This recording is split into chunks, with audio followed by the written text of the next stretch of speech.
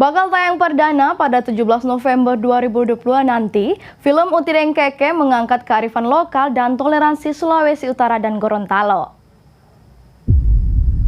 Kami semua harus meletakkan cita-cita di puncak gunung.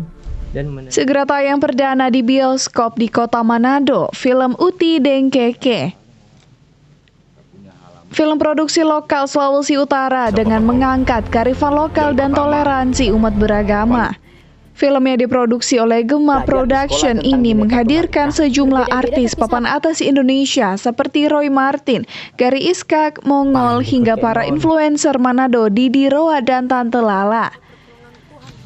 Produser eksekutif Hartono mengatakan, pembuatan film tersebut mendapat dukungan penuh dari pemerintah Sulawesi Utara dan Gorontalo yang angkat kearifan lokal dan toleransi umat beragama.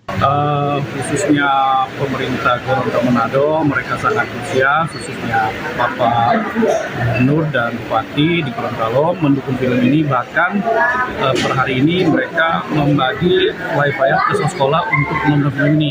Lalu tadi pagi dari pihak pemerintah Sulawesi Utara, Dewa Kearifan Pendidikan, Kadif Pariwisata mendukung semua warga masyarakat untuk ikut hadir untuk pemerintah sangat luar biasa untuk.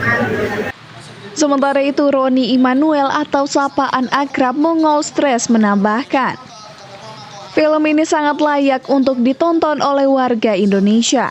Karena budaya toleransi yang sangat kental dalam skenario ini bakal membuat film ini layak untuk dikonsumsi.